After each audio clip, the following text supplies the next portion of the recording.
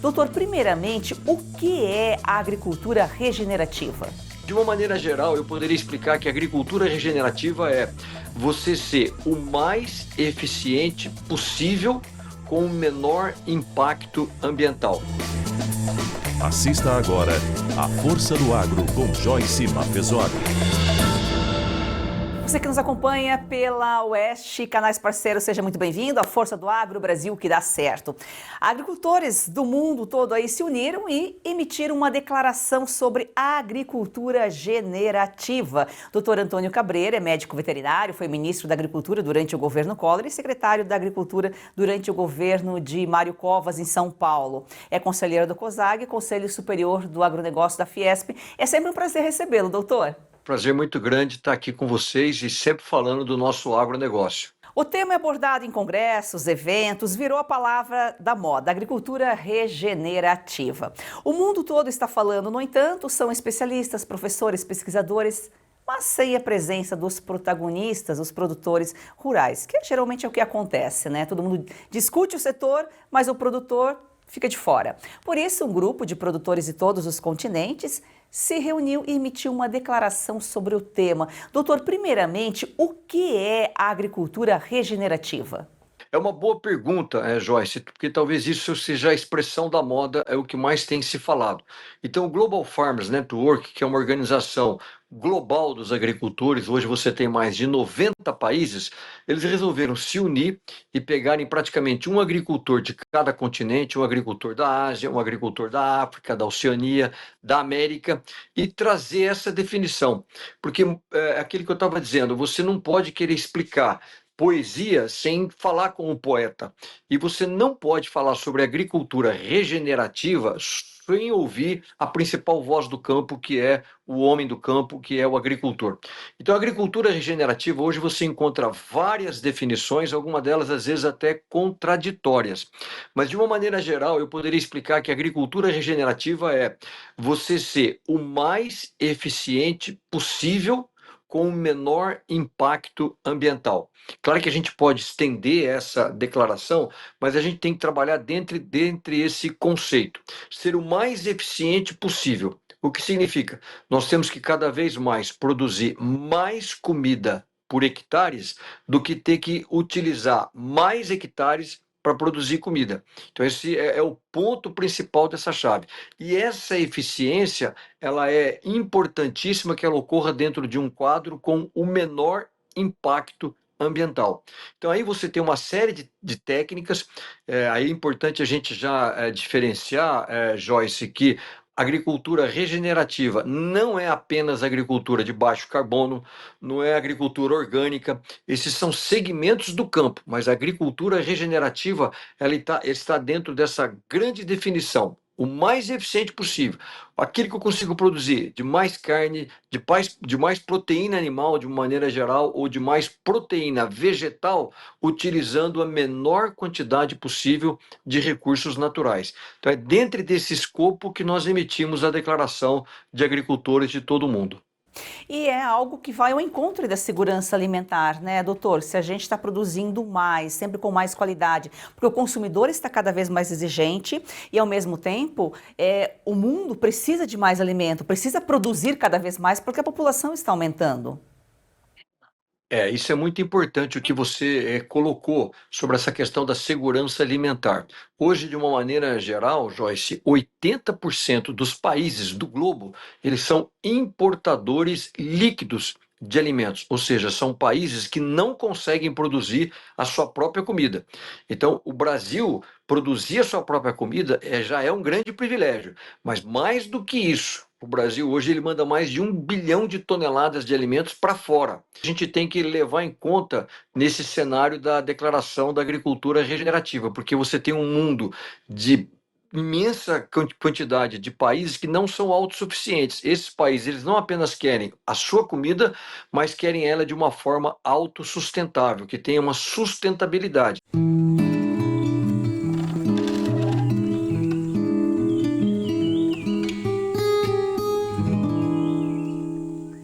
A Força do Agro já volta a falar desse assunto. Agora é momento de Da Porteira para Dentro com Frederico Dávila. Seja bem-vindo. Obrigado, Joyce, mais um Porteira para Dentro aqui na Força do Agro, trazendo a realidade dentro das propriedades rurais do Brasil. No governo da taxação, até o sol é taxado. Você vai entender hoje como funciona a taxa de energia solar criada em 2023 no governo do PT. Antes da regulamentação, Frederico, consumidores e empresas que produziam sua própria energia solar estavam isentos de qualquer tributação. E aí agora tem que pagar taxa se você produz o que você excede do excedente, além de você já destinar para a rede pública aquele excedente, você vai pagar sobre o que você produz. E não é uma alíquota fixa, né, Joyce? Você já deve ter visto que ela é gradativa. Então ela vai subindo, né? Então nós tivemos aí legislações após a lei sancionada pelo presidente Bolsonaro, que foi a Lei 14.300 de 22, que regulamentou a microgeração, e o PT, como sempre, né, fala uma coisa e faz outra. E o intuito final dele é sempre destruir aquilo que foi construído, ou taxar aquilo que não tinha taxa, ou cobrar alguma coisa daquilo que antes era isento.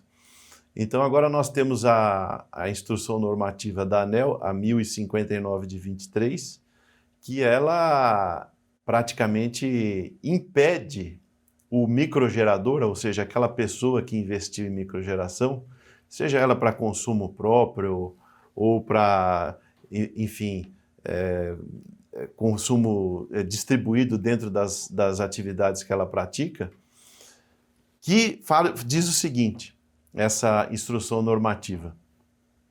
Ela diz que se você instalou uma unidade de geração solar, por exemplo, você tem um aviário, vamos dizer, e se você tem um local, um dos seus aviários, tem uma condição mais favorável à exposição solar, e aí você instalou todo o conjunto de placas solares, digamos que você tenha mais de um aviário, você tenha 2, 3, 4 aviários, você instalou naquele local que é mais favorável para a condição solar. Mas você vai usar aqueles créditos solares nos outros 3 aviários que você tem.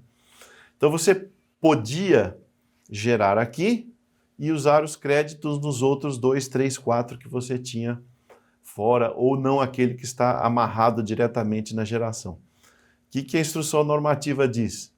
Se você não aderir ao grupo A de tarifação, você ficar no grupo B optante ou no grupo B, você será impedido de levar esses créditos daqui de onde são gerados para outras unidades consumidoras. Ou seja, o que antes você poderia fazer, agora você não pode fazer mais, a não ser que você se torne grupo A. O que a gente quer explicar agora para a população de casa? O que é grupo B e grupo A? O grupo B nada mais é do que como você tem a sua conta de luz em casa. Você apertou o botão, ligou a luz da sua sala, ligou seu televisor, ligou seu chuveiro elétrico, ligou seu ventilador, seu ar-condicionado, começa a contar quilowatt-hora e você paga sobre aquilo. O que você usou, você paga. O que é o grupo A? O grupo A é um grupo que tem uma bandeirada, é como se fosse um táxi. Se você pega um táxi à noite, o que a gente paga? Bandeira 2. Se pega um táxi de dia, paga bandeira 1. Então, menos do que a bandeira, você não paga nunca. Então, você parte de um patamar. O grupo A, ele trata justamente disso. Você usou uma vez, 2 ou 3, não interessa. Se você usou uma vez só, você já parte de uma bandeirada. E essa bandeirada, às vezes, ela é alta, porque depende do quanto que você consome de quilowatts-hora naquela unidade consumidora para ela ser calculada. Então a gente tem casos aqui, por exemplo, irrigante, gente que tem leiteria, aviário, que tem um consumo de energia alto, uma bandeirada, aí eu vou dizer aqui um número assim bem realista, é coisa de R$ 2.500. Se você apertar o botão uma vez, você já parte de R$ 2.500. E esses R$ 2.500, ou essa bandeirada de partida, você não pode abater dos créditos solares. Você tem que pagar em dinheiro. E hoje não. Hoje, quem é grupo B, é como eu falei, você consumiu tantos R$ 1.000 digamos, você consumiu R$ 1.000 de energia elétrica, você abate R$ 1.000 de que você gerou da energia solar, ou seja, não tem que pôr dinheiro. E a bandeirada você tem que pagar em dinheiro. E isso é uma mudança de contrato, porque a legislação, a Instrução Normativa número 1000 de 21, que tratava dessa questão, as pessoas que investiram em energia solar nesta ocasião, né, até o final de 2022, elas têm contrato assinado nesses termos, Joyce. Então, como é que você, através de uma instrução normativa da ANEEL, você muda contratos para trás? Isso abre um precedente perigosíssimo, porque se você começar por instrução normativa, por decreto, por portaria, mudar cláusulas contratuais, o que vai acontecer amanhã com questões de banco, planos de saúde, contratos vigentes que você tem com o BNDES, por exemplo? O que pode acontecer amanhã se você tem contratos vigentes de 10, 15, 20 anos de concessão ou de alguma outra atividade, que seja ela privada, que o ente estatal, através de uma instrução normativa ou de uma portaria, muda o entendimento e você afeta contratos que estão em andamento. Então, mais uma vez, o governo socialista do PT faz com que ele que se dizia, né, um governo voltado para as energias alternativas e que ia investir na energia verde, agora ele taxa justamente quem produz esse tipo de energia. Né, o que era para ser uma forma sustentável de produzir energia, né, Frederico? Produtor aí, inclusive cede, como você já explicou aqui, o excedente. Daqui a pouco, no governo do PT, até o ar a gente vai começar aí a ser taxado, né? O ar que a gente respira e vai aumentando gradativamente, como nós colocamos, começou com 15%, vai aumentando até chegar a 100% em 2029, agora está em 45%. E isso afeta, com certeza, o bolso do consumidor, o bolso do produtor, porque muitos produtores geram a própria energia, né? E a gente sabe que para o consumidor, mesmo o consumidor que não produz a própria energia, ele tem um aumento na tarifa convencional o tempo todo, sempre pagando mais. Exatamente. E quero dar mais um detalhe para você, Joyce. Você tocou num ponto muito importante da questão. O produtor rural irrigante é aquele que faz irrigação. Aonde acontece a menor evapotranspiração? Aonde acontece a menor evaporação da água no solo? É no horário noturno. Por isso, o produtor tem um incentivo que chama horário ouro verde sazonal, que é para você irrigar à noite. O que tem à noite?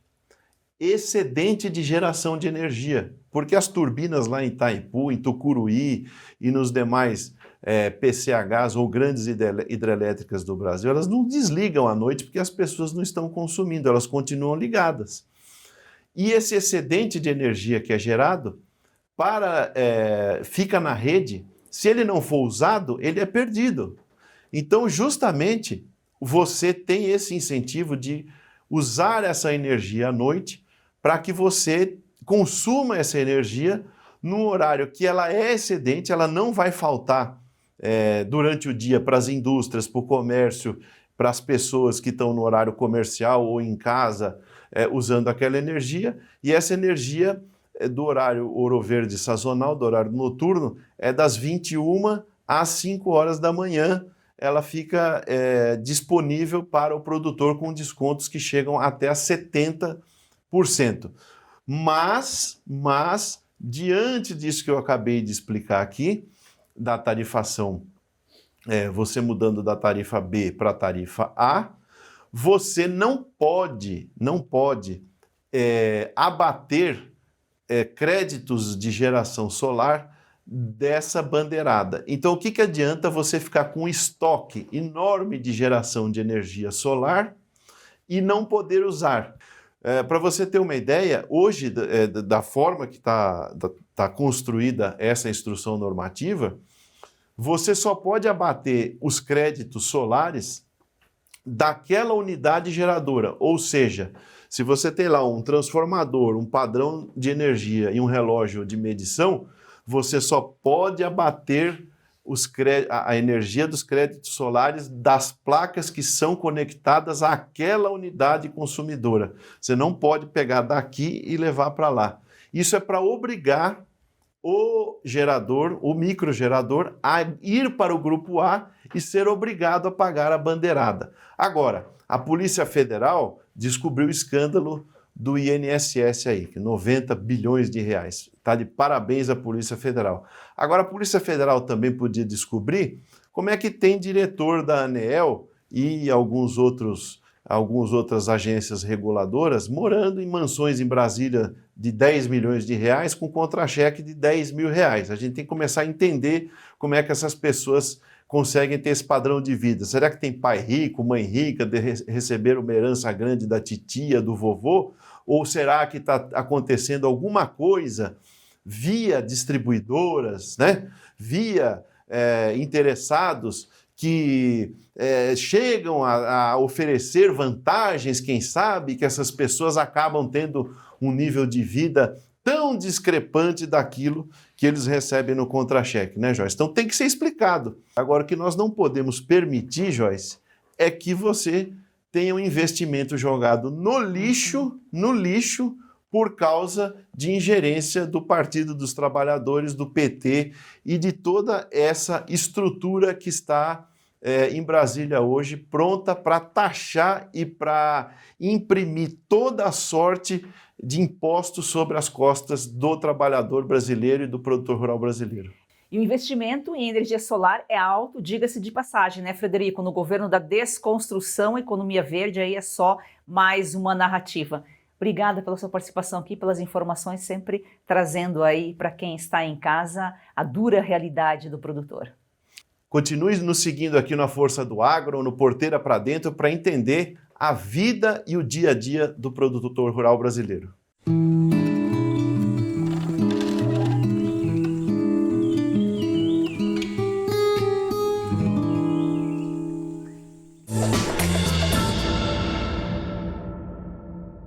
O ano de 2026 tem tudo para mudar os rumos do Brasil. E a chave para o país seguir o rumo que a sociedade livre deseja é a informação. A Oeste nasceu para romper o silêncio. Agora chegou a hora do próximo passo. Ampliar o espaço que já ocupa com a entrada no universo da TV a cabo. É a sua assinatura que faz toda a engrenagem da Oeste funcionar. Assine a Revista Oeste. Tem acesso a grandes reportagens, artigos exclusivos. E ajude a construir a Oeste TV. Vamos juntos mudar o futuro. Oeste, independente, essencial. O Brasil real está aqui. Para apoiar este mais novo projeto da Oeste, faça sua assinatura com até 20% de desconto, com pagamento em até 8 vezes sem juros. Você pode assinar pelo site revistaoeste.com/assine ou pelo WhatsApp no número 11 94239 9799. Assine agora, a nossa equipe está de prontidão, aguardando a sua mensagem. Assine já! Doutor, o senhor falou que há contradições e realmente o setor ainda está até com dificuldade para entender. E eu faço uma comparação, acho que pode ser mais ou menos quando criou o seu termo, quando veio o termo sustentabilidade. Foi difícil para as pessoas entenderem o que significava sustentabilidade, né? Agora provavelmente vai ser um processo aí até entender a agricultura regenerativa. Essa declaração aí, e ela trata justamente desses pontos, então, desses pilares, esses 4 elementos que o senhor colocou aqui e de formas para esclarecer o que é e como aplicar essa agricultura. Sim, e essa declaração ela vem explicando o seguinte: primeiro, ela é válida para qualquer agricultor em qualquer lugar do mundo. Então ela vale para o agricultor que está na África, ela vale para o agricultor que está aqui no interior do Brasil, ela vale para o agricultor que está na Austrália, ela vale para todo tipo de atividade rural, para aquele que é pecuarista, para aquele que está criando frango, suínos, para aquele que está plantando soja ou está plantando milho. E eu diria que ela é válida para qualquer agricultor de qualquer tamanho. Ela não é uma declaração para agricultura empresarial ou para agricultura familiar. Ela é para todo o campo de uma maneira geral. Então ela é para todos, independente de tamanho, independente da localização geográfica, independente da cultura que você planta. E eu até diria, Joyce, que daqui para frente, o impacto desse conceito de agricultura regenerativa, ele vai ser tão importante que nós vamos deixar de definir agricultores como grandes, médios e pequenos agricultores de acordo com o tamanho da propriedade, mas muito mais vai ser o seguinte, nesse futuro bem próximo: quais são aqueles agricultores que usam agricultura regenerativa e aqueles que não usam, independente do tamanho ou da cultura que eles plantam. E nesse ponto, por que a gente fez essa declaração? Veja, não tem ninguém, por exemplo, que está preocupado com a sustentabilidade como agricultor. Até porque eu, por exemplo, como agricultor, quem é que paga minhas contas? É a agricultura, é a terra que eu trabalho. Ela paga o meu plano de saúde, ela paga a mensalidade da escola dos meus filhos, ela paga o tanque que eu encho num posto de gasolina. Então eu vivo daquilo. Então ninguém está mais preocupado, por exemplo, com a questão da meteorologia, com a mudança do clima, do que o agricultor. Ele é a parte mais interessada, diferente às vezes de um ativista ou de um pagodeiro, de um cantor. Claro que toda a sociedade é muito bem-vinda, mas realmente fazer essa definição, porque veja, ninguém melhor do que um agricultor. Você, quando tem uma fazenda, por exemplo, eu sou a 4ª geração que trabalha como agricultor. Então, tem talhões nas fazendas nossas que o meu bisavô trabalhou aquele talhão, depois o meu avô, depois o meu pai, eu estou trabalhando e já estou passando isso para os meus filhos. Então, a gente conhece assim, aonde o rio faz a curva, aonde tem aquela árvore, aonde tem aquela declividade. Ninguém tem esse conhecimento. Então, se você quer as mãos, eu diria, mais seguras, mais habilidosas e mais capacitadas para tratar desse tema, produção da terra, produção de comida, sustentabilidade, ninguém conhece essa realidade tão bem como os agricultores. Então é o momento dos agricultores terem a sua voz ouvida nesse tema tão importante, e nós, como agricultores e pecuaristas, seremos sem dúvida alguma as pessoas mais capazes, por esse conhecimento, por esse background, de apresentar essas soluções inovadoras e sustentáveis no fornecimento de comida. Você está cansado de tomar 10, 15, até 20 comprimidos por dia e mesmo assim as dores não vão embora? Se você sofre com dores nas articulações, artrite, artrose, reumatismo, fibromialgia, dores na coluna ou nas pernas, preste atenção, este recado pode transformar a sua rotina e a sua saúde. Pode, vai transformar, Káutia. A Vitai Gold inovou mais uma vez e apresenta o Vitai 7 em 1. Uma fórmula com 7 ativos mais indicados por especialistas, agora em apenas 2 cápsulas por dia. Chega de tantos remédios. Agora praticidade para você, mais saúde e menos dor. É isso aí, olha o que você encontra no Vitai 7.1. Magnésio para fortalecer os ossos, cúrcuma para aliviar as inflamações, creatina para mais força e disposição, colágeno tipo 2 para regenerar as cartilagens, MSM reduz inchaço e rigidez, a clorela protege o fígado, a vitamina C turbina a imunidade, ou seja, tudo 100% natural e com comprovação científica. E quem usa aprova. Vamos ouvir agora o recado especial da querida Lucinha Lins, que faz uso diário do Vitai 7 em 1. Cansada de tomar vários comprimidos por dia, não é mesmo? Eu também. Por isso a Vitai Gold tem agora o Vitai 7.1.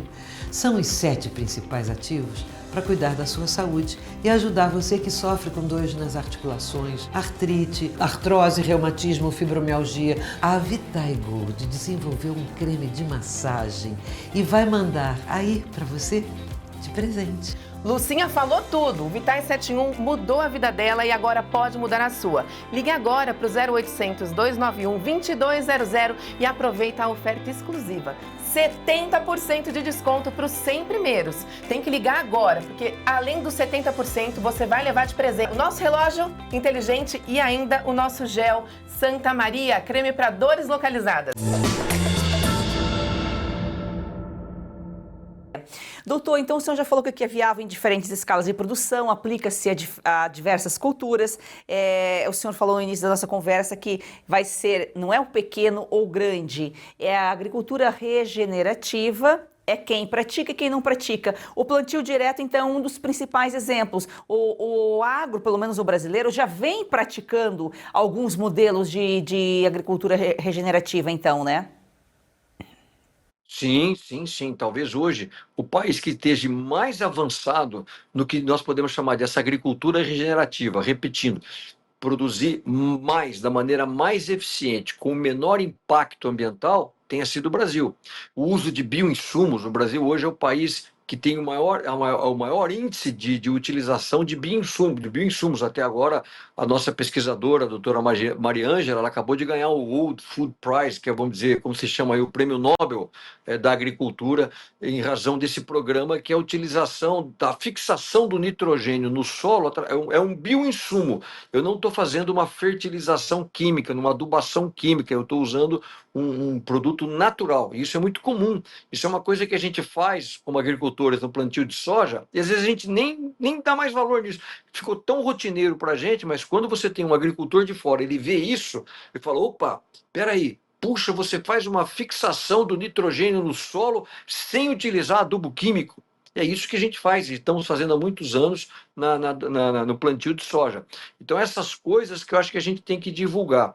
E uma outra coisa interessante nisso que você está colocando, Joyce, eu acho que a agricultura regenerativa, esse arcabouço todo, ele vai ser um instrumento poderoso da agricultura brasileira contra o subsídio lá fora. Por quê? Porque não pode haver subsídio excessivo na agricultura regenerativa. Aquilo que eu estava dizendo, vamos repetir o conceito, é você ser o mais eficiente possível com o menor impacto ambiental. Ou seja, quanto menor o subsídio que eu tiver, mais eficiente eu sou. Agora, se eu, por exemplo, imagine alguém para produzir milho na Europa, se ele precisa de subsídio, significa o quê? Que se ele não tiver aquele subsídio, como o produtor de milho brasileiro não tem, ele está sendo menos eficiente. Então, se ele é menos eficiente, significa o quê? Que ele não está produzindo de uma maneira sustentável. Então, o que eu estou querendo dizer aqui? Uma conclusão interessante, que quanto mais subsidiada for uma agricultura, menos sustentável ela é. Porque às vezes aquele solo que ele está usando, ele só está usando, fazendo aquele tipo de plantio, porque ele tem um subsídio, ele tem um recurso que vem do tesouro. Porque se ele não tivesse, às vezes aquela área, ela ia ser um parque natural, ela ia ser uma área de preservação, e outras áreas mais eficientes, como aqui no Brasil, é que estariam produzindo aquela comida. Então, a agricultura regenerativa, ela vai obrigar o mundo todo a olhar para o planeta como algo único, e não apenas um campo lá na França, um campo em determinado país. A gente tem que olhar de uma maneira global, onde que é a maneira mais eficiente de eu produzir a minha comida. Às vezes não é com aquele alto subsídio. Eu estou dizendo isso, se você pegar a última Farm Bill, por exemplo, nos Estados Unidos, em média, 43% do recurso da renda de um agricultor norte-americano está vindo do Tesouro. Você imagina se a gente pudesse ter isso no Brasil. No Brasil, não. A minha renda vem do quê? Eu vou ter que ir no mercado, eu vou ter que vender a soja, eu vou ter que vender o milho, e é do mercado que eu vou ter que conseguir a minha renda. Nos Estados Unidos, não. O governo vem e dessa renda, 43% é bancado pelo Tesouro. Na França, passa de 80%. Para você pegar os países escandinavos, porque eles estão sempre apitando aqui na questão ambiental, a Noruega, por exemplo, é o principal gestor, o principal contribuidor do Fundo Soberano da Amazônia. Na Noruega, em torno de 65% dos recursos do agricultor norueguês vem do Tesouro. Ou seja, ele tem uma eficiência muito baixa. Ele precisa ter o dinheiro público. O dinheiro público ele não estaria produzindo. Então aí vem o grande questionamento. Isso é agricultura regenerativa? não é agricultura regenerativa, pelo contrário, é uma agricultura subsidiada. O doutor falou aqui da Mariângela, ela esteve aqui em A Força do Agro recentemente. Quem quiser conhecer um pouco aí do trabalho dessa pesquisadora Nobel da Agricultura, procure aqui o programa na nossa playlist. Doutor, muito obrigada pela sua participação aqui, parabéns pela sua filha e a formatura da sua caçula. Sucessão familiar, que também é um tema muito importante para a segurança alimentar, né? O senhor é a 4ª geração, ela é a 5ª, está se especializando nos Estados Unidos, logo vai voltar para compartilhar esse conhecimento, esse aprendizado aí com a família, porque o agro é passado dentro da própria família, e se a gente não tiver sucessores, também colocamos em risco a produção de alimentos. Muito obrigada, doutor. Obrigado, prazer muito grande estar aqui com você, Joyce. Gratidão a você que nos acompanha, siga o nosso perfil no Instagram e vamos fazer do agro ser campeão brasileiro uma paixão nacional.